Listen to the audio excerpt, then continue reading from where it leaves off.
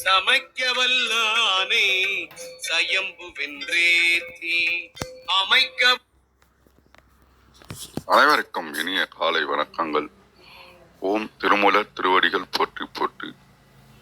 திருமந்திரம் 4ஆம் தந்திரம் 2வது அத்தியாயமாகிய திருவம்பல சக்கரத்தில் இன்று நாம் 973வது மந்திரம் சிந்திக்க இருக்கின்றோம். பாடல் ஒலிக்கப்படுகின்றது.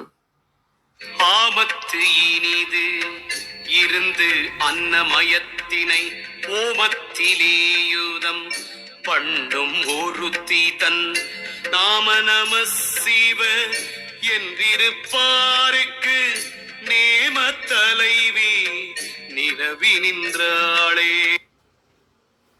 ஆமத்து இனிது இருந்து அன்னமயத்தினை ஓமத்திலேயுதம் பண்டும் ஒருத்தி தன் நாம நம சிவ என்றிருப்பாருக்கு நேம தலைவி நிலவி நின்றாளே. இதன் விளக்கமாக, உயிர்கள் வாய உதவும் உணவு தானியங்களாகவும் அதை பக்குவமாக சமைத்த உணவின் சுவையாகவும் இருந்து அந்த உணவை வயிற்றில் செரிக்க வைக்கின்ற நெருப்பாகவும் இருக்கும் சிவசக்தியின் பெயர் நமச்சிவ ஆகும். இந்த மந்திரத்தை எப்போதும் தியானித்துக் கொண்டே இருப்பவர்களுக்கு தியானத்தின் பலனை தரும் தலைவி வெளிப்பட்டு துணையாக நிற்பாள். நன்றி, வணக்கம். பாருங்கள் ஐயா, பாலச்சந்திர ஐயா, வணக்கம். அனைவருக்கும் காலை வணக்கம். ஓம் திருமூலரின் திருவடிகள் போற்றி போற்றி. இன்று திருமந்திரத்தில் 973வது மந்திரம், திருவம்பல சக்கரத்தில் 63வது மந்திரம். வாழையின் புகழ் பற்றி, அதாவது உமையாள் புகழ் பற்றி இங்கு கூறப்படுகிறது. ஆமத்து இனிதிருந்து அன்னமயத்தினை ஓமத்திலே உதம் பண்ணும் ஒருத்தி தன் நாம நமச்சிவாய என்றிருப்போருக்கு நேமத் தலைவி நிலவி நின்றாளே. இங்கு சிவகதியே என்று சிவனுடைய நாமத்தை சொல்லி உச்சரித்து தியானித்து வருபவர்களுக்கு நேமத் தலைவி, அதாவது சிவனின் இடப்பாகமாக அமைந்த உமையால் உதவியாக இருக்கிறாள். எவ்வாறெனில், ஆமத்து இனிது இருந்து அன்னமயத்தினை ஓமத்தில் உதம் பண்ணும் ஒருத்திதன், அதாவது உணவில் தானியங்களில் சத்தாக இருந்து அதை ஓமகுண்டம், அதாவது வயிற்றில் ஜீரணிக்கவும் அதை சக்தி ஆற்றலாக மாற்றவும் எல்லா வகையான உதவியையும் செய்வதற்கு உமையால் துணையாக இருப்பாள் என்பது இப்பாடலின் இம்மந்திரத்தின் கருத்தாகும். வாய்ப்புக்கு நன்றி, வணக்கம். நன்றி நன்றிங்கய்யா. பாருங்களம்மா வித்யா அம்மா, வணக்கம். அனைவருக்கும் வணக்கம். ஓம் நமசிவாய போற்றி. ஓம் திருமூலரே போற்றி. 973வது மந்திரம். ஆமத்து இனிது இருந்து அன்னமயத்தினை ஓமத்திலே யுதம் பண்ணும் ஒருத்தி தன் நாம நமசிவ என்றிருப்பாருக்கு நேம தலைவி நிலவி நின்றாளே. ஆமத்து என்ற சொல்லின் பொருள் உணவு தானியம். ஆமத்து இனிது இருந்து அன்னமயத்தினை, உயிர்கள் வாழ உதவும் தானியத்தில் உணவாக அமைந்து என்பது அதனுடைய பொருள். ஓமத்திலே யுதம் பண்ணும் ஒருத்தி தன் அப்படின்னா, வைராகிய அந்த ஓமத்தீயில் இடும் ஆகுதியாக வேள்வி பொருளாக செய்கிற அந்த சக்தியின் பெயர் நாம அப்படின்னா பெயர். என்ன பெயர்? நம சிவ என்றிருப்பாருக்கு. நாம நமசிவ என்று ஓதி உணர்ந்து தியானித்து இருப்பவர்களுக்கு நேம தலைவி நிலவி நின்றாளே. இப்படி நம்ம ஓதி உணர்ந்து தியானித்து இருந்தோமானால் அச்சக்தி உற்ற துணையாக இருப்பாள். நம்மளுக்கு கூடவே சக்தி துணையாக இருப்பாள் என்பதான் பாட்டோட பொருள். பராசக்தியோட துணை இருந்தா நம்ம வாழ்க்கை சிறப்பாக இருக்கும். நேமம் என்ற சொல்லினுடைய பொருள் நியமம், அதாவது கிரியை, அதாவது செயல்னு அர்த்தம். அப்போ உணவு ரொம்ப முக்கியம். உணவாக இருப்பவள் நம்மளுடைய பராசக்தி. உணவு எப்படி நம்மளோட உடலை ஆரோக்கியமா பார்த்துக்குதோ, உயிரை வாழ வைக்குதோ, அதே போல நாம நம சிவ என்ற மந்திரத்தை சொல்லி பராசக்தியை வழிபட்டோமானால் பராசக்தியோட துணை நமக்கு கூடவே இருக்கும். பாரதியார் ஒரு பாடல்ல படைத்துள்ளார். மலையிலே தான் பிறந்தாள், சங்கரனை மாலையிட்டாள், உலையிலே யூதி உலக கனல் வளர்ப்பாள். கனல்னா நெருப்பு. பராசக்தி நெருப்பா இருக்கா. நெருப்புல புனிதம் தான் இருக்கும், அழுக்கு இருக்காது. நாமளும் நல்ல எண்ணங்களோடு பரிசுத்தமான ஒரு எண்ணம், சொல், செயல் இருக்க வேண்டும். நிலையில் உயர்ந்திடுவாள். பராசக்தி எப்பவுமே உயர்ந்த நிலையில தான் இருப்பா. நாமளும் உயர்ந்த எண்ணங்களோடு தான் நாம் வாழ வேண்டும். நேரே அவள் பாதம் தலையிலே தாங்கி தரணிமிசை வாழ்வோமே. பராசக்தியோட திருவடியை நாம் நம்முடைய தலைமையில் தாங்கி, தரணின உலகம், உலகத்தில் தரணி மிசை அப்படின்னா இசைனா புகழோடு வாழ்வோம்னு அர்த்தம்.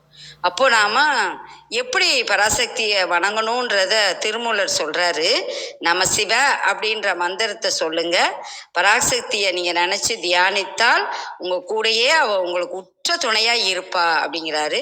அதே கருத்து கொண்ட பாடல் தான் பாரதியாருடைய பாடல். வாய்மொழி கேட்ட அனைவருக்கும் நன்றி. நன்றி, நன்றிங்கம்மா. பாருங்கள் ஐயா, கவியரசு ஐயா, வணக்கம்.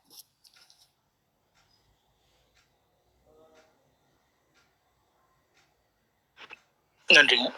அனைவருக்கும் வணக்கம். சக்தியானவள் எவ்விதம் நம்மளுடைய உடலில் பொருந்தி இருக்கிறாள் அப்படிங்கிறத ஒவ்வொரு மந்திரத்திலையும் இப்போ நம்ம பார்த்துட்டு வரோம்.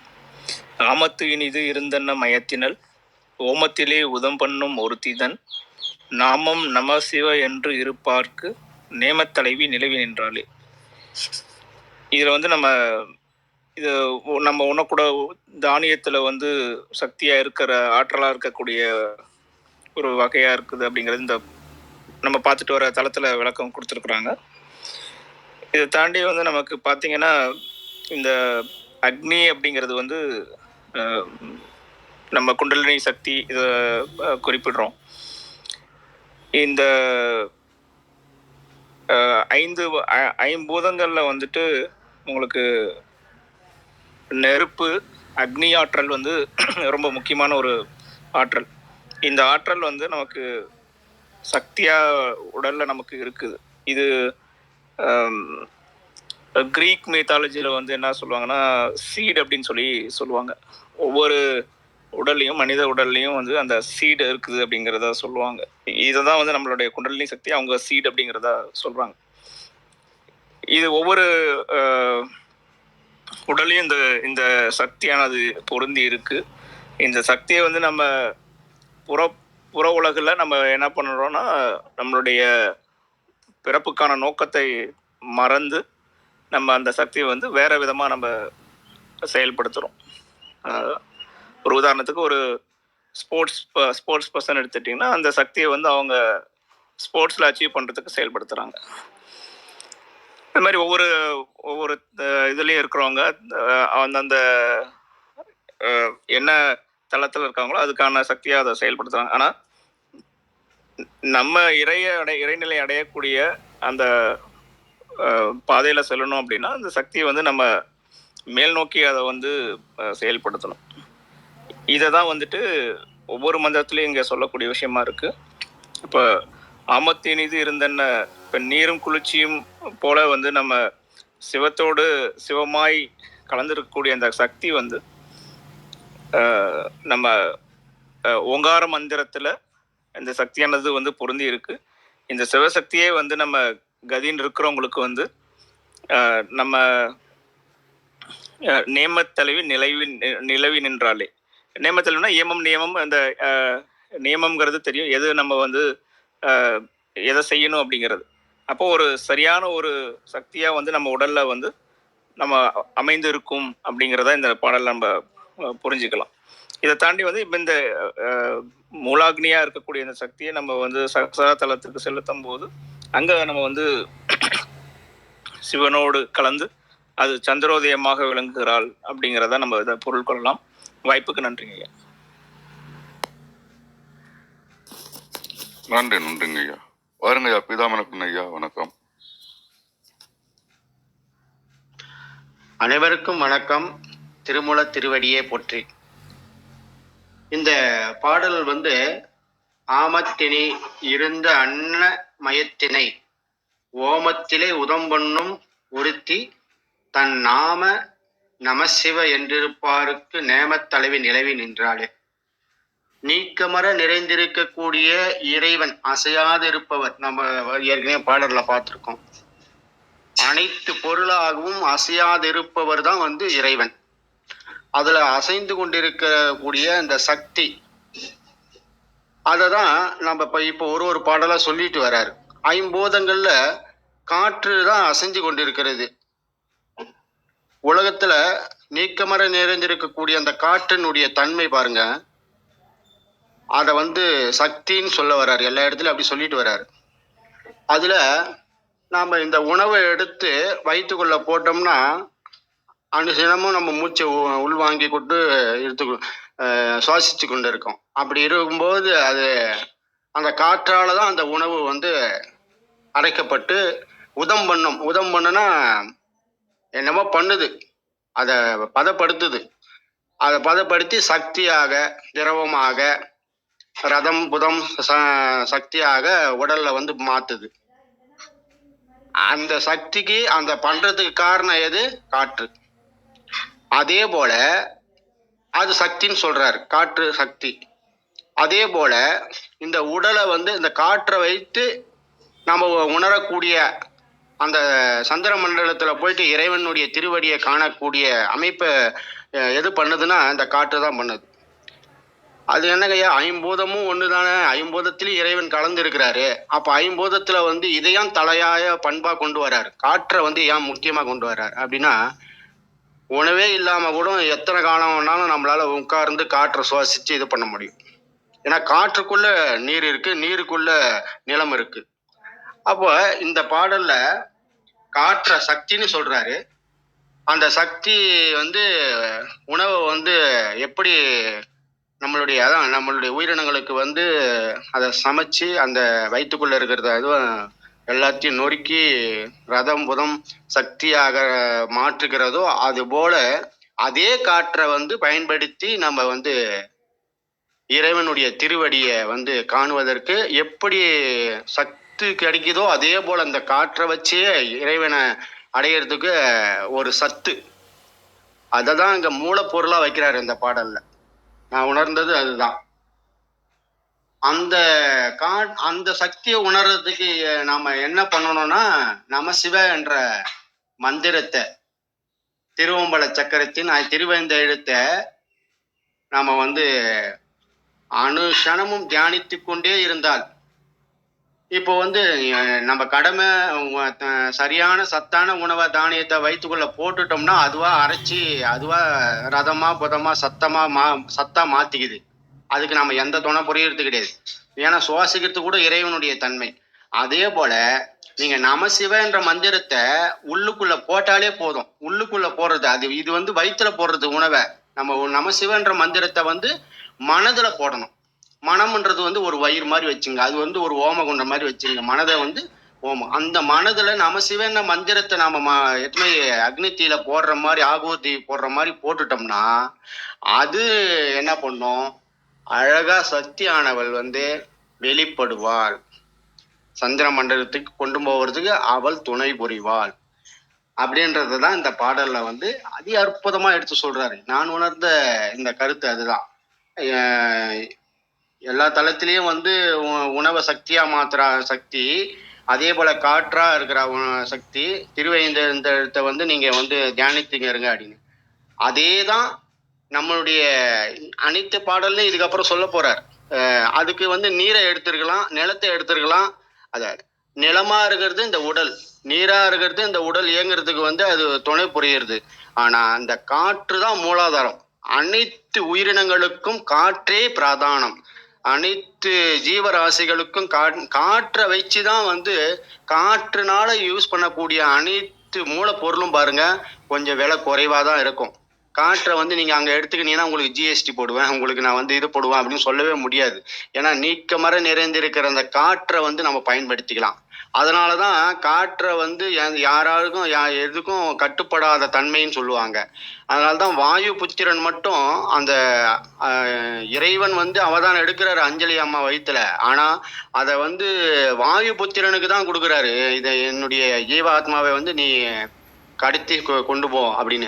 நடுவுல ஒரு தகவல் தொடர்பா தான் இருக்கிறார் வாயுபுத்திரன். ஆனா அதுக்கு அந்த தகவல் யாருக்கு, ஐம்பூதத்துல வேற யாருக்காவது கொடுத்துருக்கலாம். அதுக்குதான் சக்தி ஜாஸ்தி அப்படின்றாரு. இப்போ வந்து காற்றை ஒரு கணம் நிறுத்துவாரு பகவான். என்னுடைய மகன் வந்து இது பண்ணிட்டீங்களேன்னு சொல்லிட்டு வாயு பகவான் அந்த நேரத்துல வந்து ஈசனே வந்து அசைஞ்சு இப்போ சொல்லுவார். புராணத்துல நம்ம கேள்விப்பட்டிருக்கோம்.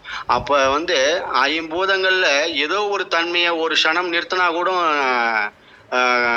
நம்மளால ஒரு யோசிக்கிறதுக்கு டைமாவது கிடைக்கும். ஒரு நீரையோ ஒரு நிலத்தையோ ஒரு நெருப்பையோ ஒரு இதுவையோ. ஆனா அந்த காற்றினுடைய தன்மையை நிறுத்தினா சக்தியாச்சு காற்று. அதை நிறுத்தினா அடுத்த ஒரு நொடி தான் நமக்கு தெரிஞ்சது, நொடி தான் நமக்கு இருக்கிறதுலே குறைவான இதுவே. ஆனா நொடி பொழுது வாழற உயிரினங்களுக்கு வந்து அதை விட அதுங்களுக்கு நீண்ட காலம் மாரி தெரியும். அந்த தன்மையை கூட இறைவன் கொடுக்க மாட்டார். அடுத்த கணமே வெளிப்பட்டு அதுக்குண்டான காரணத்தை அறிஞ்சு அதை சரி பண்ணுவார். ஏன்னாக்கா இந்த மாதிரி நம்ம கதை புராணங்கள் மட்டும் கிடையாது, நம்மளுடைய முன்னோர்கள் வந்து நமக்கு அப்படி ஒரு வழிவகை செய்திருக்கிறார்கள். அப்ப அந்த காற்றை வந்து நம்ம பயன்படுத்துவது எப்படி காற்றை பயன்படுத்தி உணவை அது வந்து பக்குவப்படுத்தி வயிற்றுல வந்து ரதமாக பதமாக சத்தாக மாத்துகிறதோ அதன் போல நம்ம நமசிவாய என்ற மந்திரத்தை மனதிலே உணவாக போடுற மாதிரி நம்ம போட்டோமானால், தியானித்தோமானால், சிந்தித்திருப்போமானால் அந்த நமசிவ என்ற மந்திரத்துக்கு எவ்வளவு ஒரு எடுத்துக்காட்டு, எவ்வளவு ஒரு இது. அதை சொல்லிக்கிட்டே இருப்பார்ல, எண்டே கிடையாதுடா உனக்கு அப்படின்னு சொல்லுவாங்களே. அது மாதிரி அந்த மந்திரத்துக்கு வந்து ஒரு எல்லையற்ற ஒரு இன்ஃபினிட்டிவ் அர்த்தம். அதனால்தான் அதை வந்து சொல்லிக்கிட்டே வர்றாரு.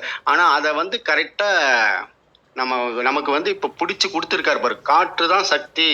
அந்த நமசிவ என்ற மந்திரத்துல இருக்கக்கூடிய சக்தியானவள் வந்து இப்படியெல்லாம் இயங்கிக் கொண்டு இருக்கிறாள். அந்த இயங்கிட்டு இருக்கிறத வந்து நாம வந்து பயன்படுத்திக்கணும் அப்படின்னு ஒரு வழியா சொல்லிட்டு வராரு. இந்த பாடலை உங்களோட பகிர்ந்தமைக்கு வாய்ப்பளித்தமைக்கு நன்றிங்க ஐயா. நன்றி, வணக்கம். நன்றிங்க ஐயா.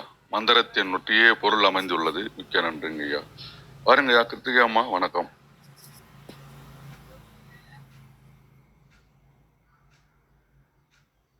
அனைவருக்கும் இனிய காலை வணக்கம். நல்ல பொருட்கள் நம்ம கேட்டாச்சு. இந்த பாடலுக்கு ரொம்ப வித்தியாசமான வார்த்தைகள் இருக்குல்ல நமக்கு இந்த பாடல்ல. ஆமத்தினை திறந்து அன்னமயத்தினை ஓமத்திலே உதம் பண்ணும் ஒருத்திடம் நாம நமசிவ என்று போட்டு நேமத்தலையில் நிலையில் நிற்கிறார். இத நம்ம சொல்ற மாதிரி பல அடுக்குகள்ல இத பார்க்கலாம். இன்னைக்கு நான் திருப்பி மீண்டும் ஞாபகப்படுத்துறது எதற்காகன்னா, நம்ம அந்த இடத்துல வச்சு பார்க்கும்பொழுது பொருள் வேறு ஒரு நிலையில இருக்கும். அப்போ இதுவும் அதுக்கு உண்டான, நான் எப்பவுமே சொல்லுவேன், இது வந்து சூட்சுமத்துல வச்சு பார்க்க வேண்டிய ஒரு விஷயம் அப்படின்னு. இந்த பாடல் ஒரு 10 பாடல் முன்னாடியே நம்ம அந்த ப்ராசஸ் ஆரம்பிச்சாச்சு. அப்ப இந்த பாடல்ல மீண்டும் அதை வந்து உறுதி செய்யறாங்க. என்ன செய்யறாங்க? ஆமத்தினை பிறந்த அன்னமயத்து, அதாவது ஸ்துலம் அன்னமய. நம்ம 5 கோஷங்கள் தெரியும் நமக்கு. அன்னமய கோஷம், பிராணமய கோஷம், மன்னமய கோஷம், விஞ்ஞானமய கோஷம், ஆனந்தமய கோஷம் அப்படின்னு ஒரு 5 கோஷங்கள் தெரியும். இதுல இந்த அன்னமய கோஷம் அப்படிங்கிறது தான் என்ன அப்படின்னா இந்த ஸ்துலம் சார்ந்தது. இதுல இந்த பஞ்சபூதங்களின் தொடர்பு. அப்புறம் பிராணமய கோஷம்ங்கிறதுல இந்த 5 முக்கியமான வாயுக்களினுடைய கோஷம் தொடர்பு. இப்ப இந்த இடத்துல அவர் என்ன சொல்றாருன்னு பாருங்க. ஆமத்து, நீ அரிசியில ஒளிந்திருக்கக்கூடியது. இது வந்து வெளிப்படையான ஒரு பொருள் தான், இல்லைன்னுலாம் சொல்ல முடியாது.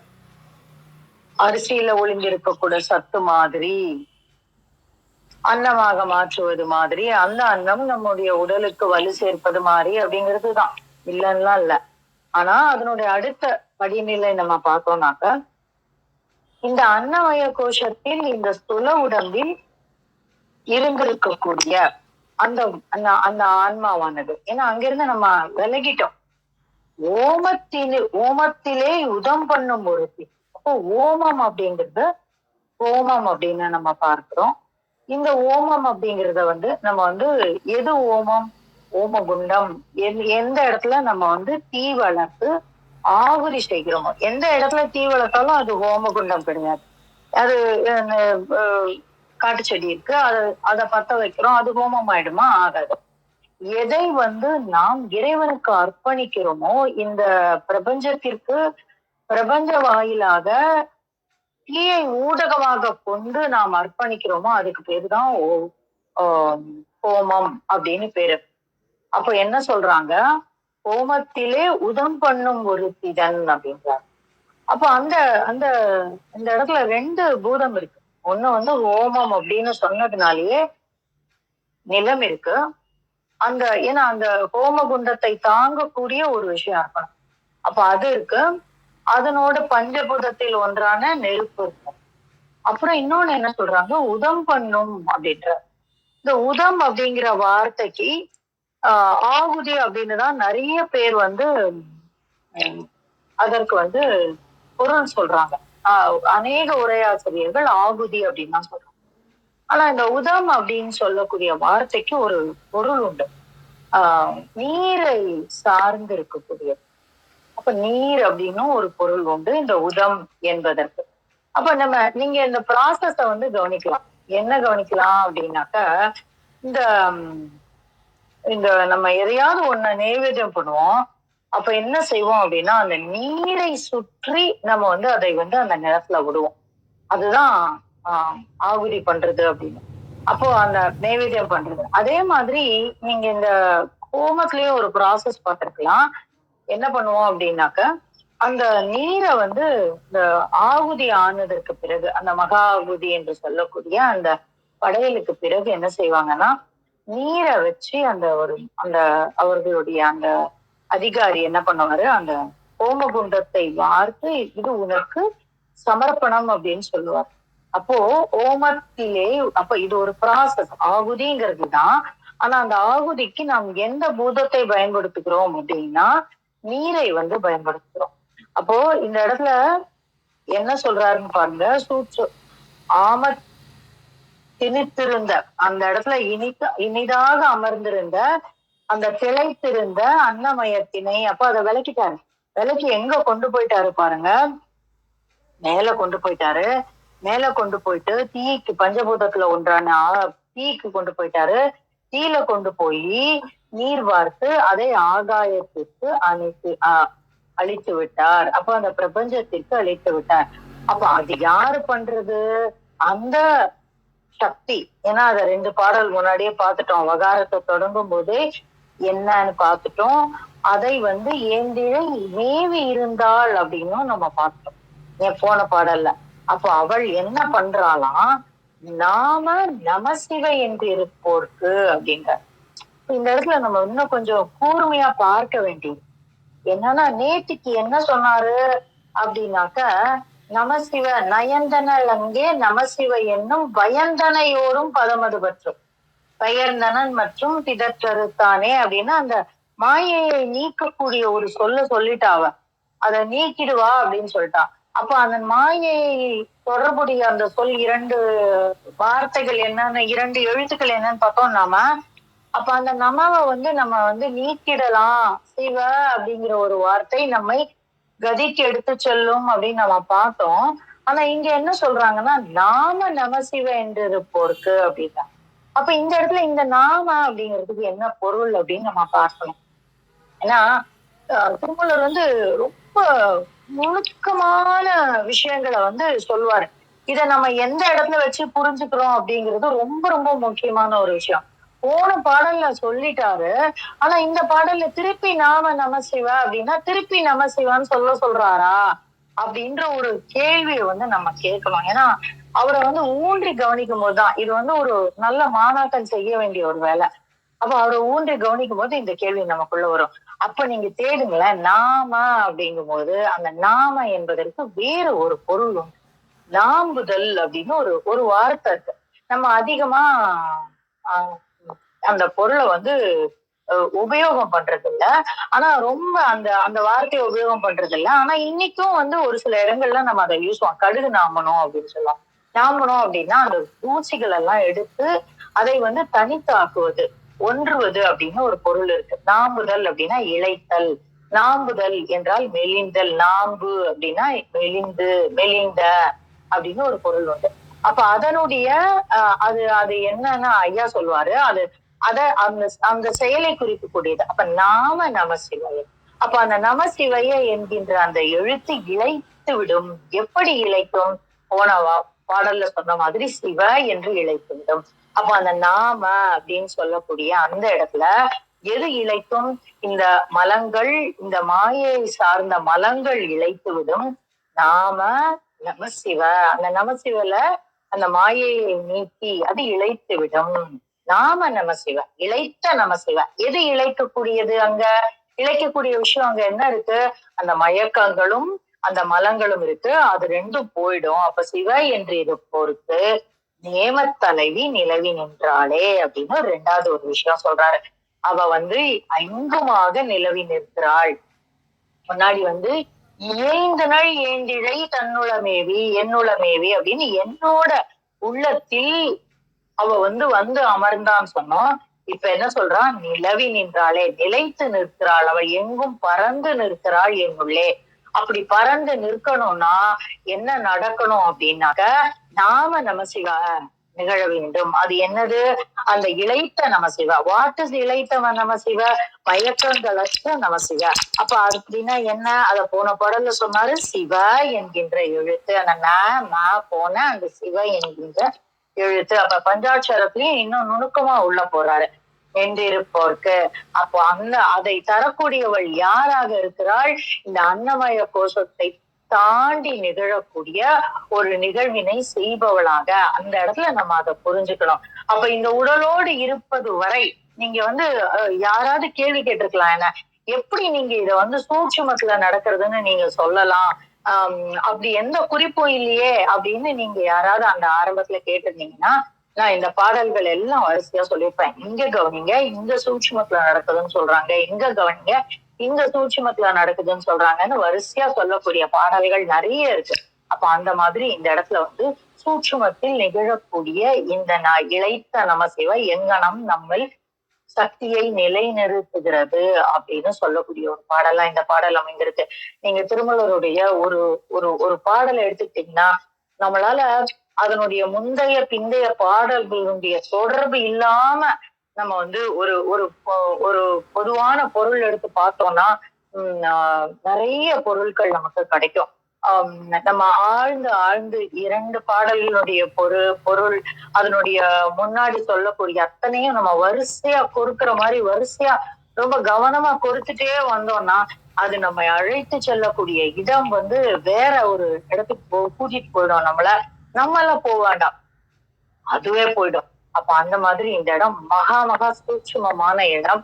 அப்ப அந்த அன்னமய கோஷத்தை தாண்டி இருக்கக்கூடிய அந்த உணர்வினை அதுவும் எந்த இடத்துல இருக்கு அப்படின்னாக்க இந்த நெருப்பு மண்டலத்துல இருந்து வாயு மண்டலத்திற்கு தாண்டி ஆகாச மண்டலத்துல நம்மளை எடுத்து செல்லக்கூடிய ஒரு தன்மையை இந்த இடத்துக்கு சொல்றாங்க. அப்படி சொல்லும் பொழுது இந்த பஞ்சாட்சரம் எங்கனம் அந்த இரண்டு அக்ஷரமாக மாறுகிறது அப்படின்ற ஒரு ஒரு விஷயத்த சொல்றாரு. அப்படி நடக்கும் பொழுது தேவி எங்கனம் நம்முள் நிலைத்து நிற்பாள் அப்படின்ற ஒரு விஷயத்தையும் இறை பரம்பொருள் திருமூலரின் வாயிலாக அவரே குருவாக நின்று நமக்கு உணர்த்துகிறார். அத்தகைய உணர்த்துதலை உங்களோடு பகிர கிடைத்த இந்த காலை வேளைக்கு நன்றி சொல்லி என்னுடைய பகிர்தலை முடித்துக் கொள்கிறேன். நன்றி நன்றி. வணக்கங்கம்மா. வாருங்கள் ஐயா மகேந்திரன் ஐயா. வணக்கம். வணக்கம் அனைவருக்கும் காலை வணக்கம். சிறப்பு. நான் கடந்த 2 நாட்களாக வரமில்லை. ஆனால் அந்த 2 நாட்கள்ல ரொம்ப அருமையானர்கள் இருந்திருக்கு. அந்த அனைத்துக்கும் ஆதாரமான சக்தியை அந்த 4ஆம் எழுத்து ஓசையின் 4ஆம் எழுத்தினில் ஞாலம் அடங்கிற்று சக்தியை என்னத்துக்குமான ஆதாரம். அதற்கு அடுத்த பாடல் நம்ம கிருத்திகா அம்மா சொன்னது போல ஒன்றோடு ஒன்று தொடர்பு படுத்தி பார்க்கும் பொழுது நம்மள ஒரு பேராச்சரியங்களுக்குள்ளேயும் இன்னும் ஒரு ஆழ்ந்து அதை வந்து புரிந்துணர்வு கொள்வதாகவும் வந்து இருக்கும். அதை அப்படியே நான் வந்து ஒத்துக்கிறேன். அதே போல இதற்கு முந்தைய பாடலும் கூட அந்த ஏய்ந்தனல் ஏந்திழை என் உளம் மேவி ஏய்ந்தனல், அந்த யார் அந்த ஏந்திழை நயந்தனல் அங்கே நமசிவாய என்னும் பயம் தனை ஓரும் பதம் அற்று பற்றும் பதம் அது பற்றும் பெயர்ந்தனன் மற்றும் பிதற்றறுத்தேனே அப்படின்ட்டு நம்ம அங்கு வந்து அந்த ஞானம் கிடைப்பது எங்கே என்றால் நமது உள்ளத்தையே அப்படியே நயந்து நம்ம சக்தி அங்கு தங்கி இருந்து அந்த அந்த அந்த அதை சொல்லும் பொழுதே அப்படியே ஒரு ஒரு ஒரு உணர்வு வந்து அப்படியே கிளம்புது. அது அந்த உணர்வோட வந்து இந்த 973 பாடல் பார்த்தோம்னா நமக்கு தெரியும். அதே போல இதுக்கு அடுத்தடுத்த பாடலும் கூட இந்த மாதிரி வரும். இப்ப உள்ளம் புறமுமாக இருப்பவள் உடலுக்குள் இருக்கிறாள். உடலுக்குள் எந்த மாதிரி அந்த சக்தி இருப்பிடம் இருக்கிறது அப்படின்னு பாக்குறது தான் இந்த ஒரு பாடல்.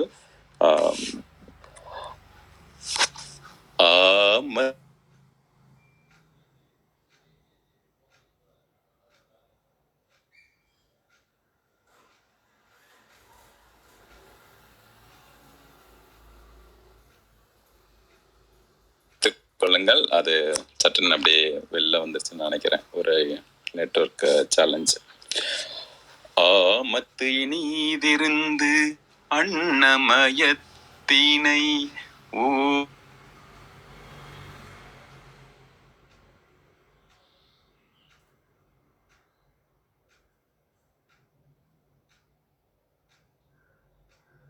ஒன்று சோதனை.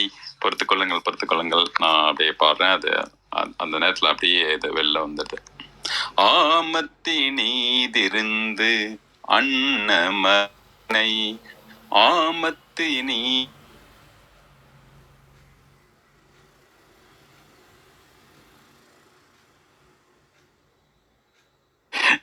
நல்லது.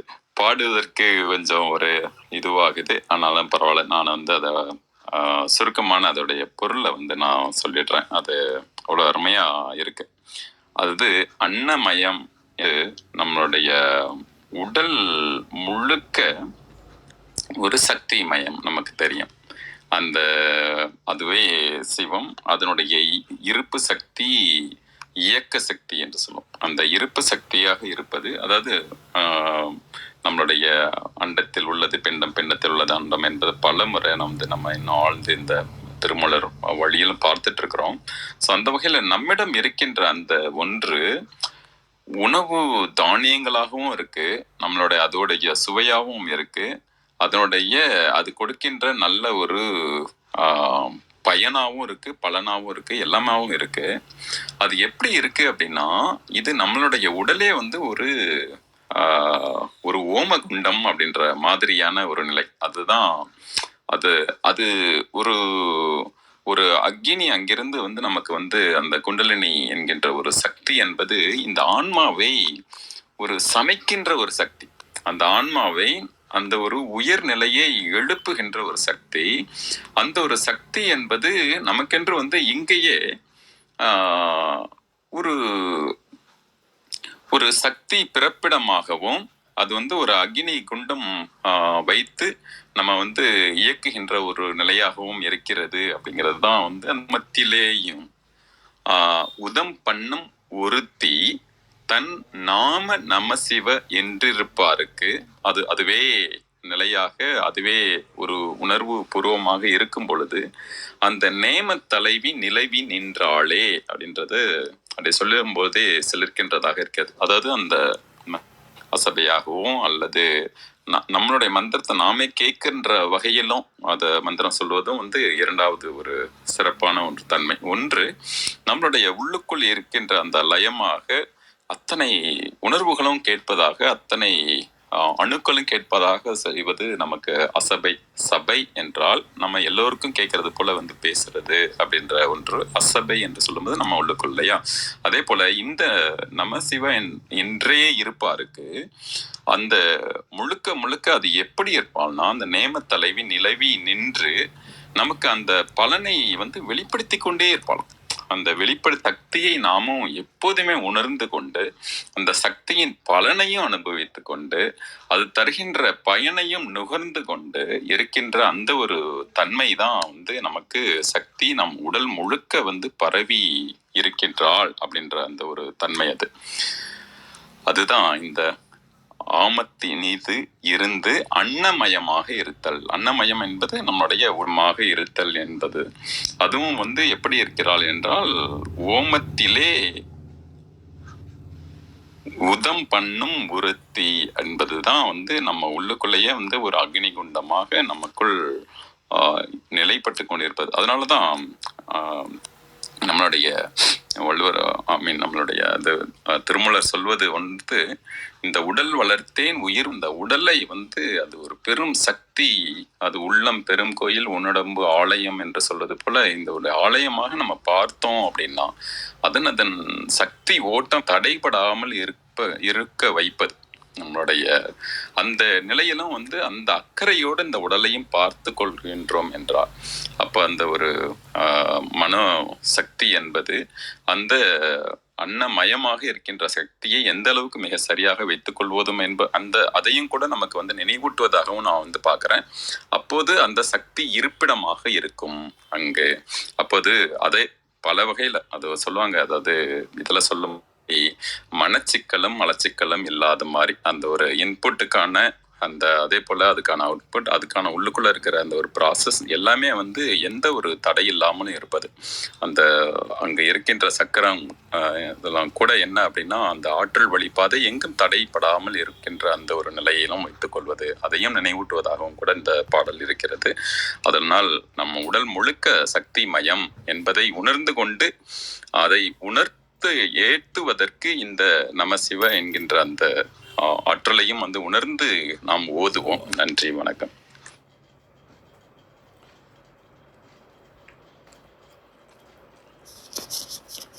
நன்றிங்க ஐயா. வாருங்கள் ஐயா. அர்த்தனர் ஐயா, வணக்கம். வணக்கம். சின்னஞ்சிறு பெண் போலே சிட்டாடையுடுத்தி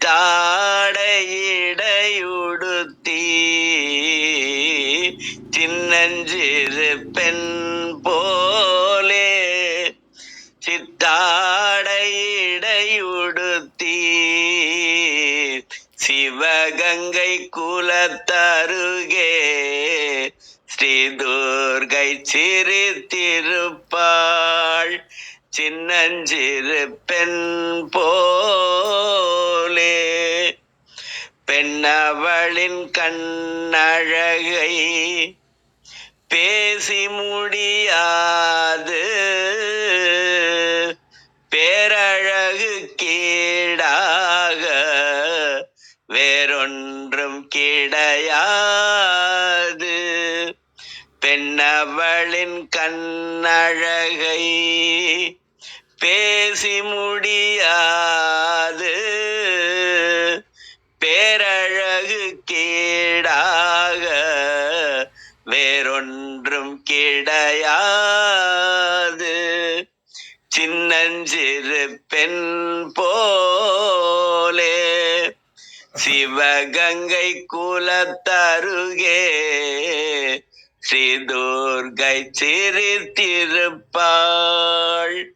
மின்னலை போல் மேனி அன்னை சிவகாமி. மின்னலை போல் மேனி அன்னை சிவகாமி, அன்னை சிவகாமி, அன்னை சிவகாமி.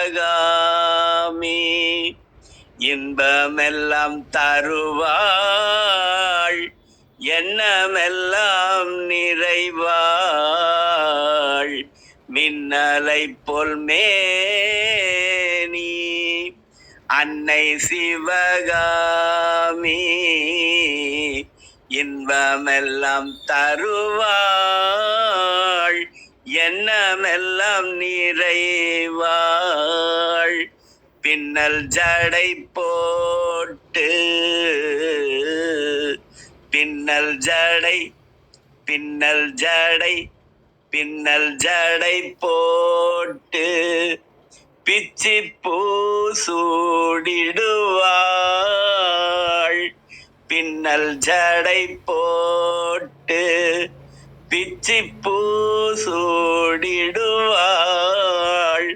பித்தனுக்கு இணையாக நர்தனம் ஆடிடுவாள். பித்தனுக்கு இணையாக நர்தனம் ஆடிடுவாள். சின்னஞ்சிறு பெண் போலே சிவகங்கை குலத்தருகே ஸ்ரீதுர்கை சிரித்திருப்பாள். சின்னஞ்சிறு பெண் போலே. இதுல சிவகங்கை குலம்ங்கிறது சிதம்பரத்துல இருக்கிற குளத்துக்கு சிவகங்கை குலம்னு பேரு. நன்றி. சிவா, திருச்சிற்றம்பலம். நன்றிங்க ஐயா.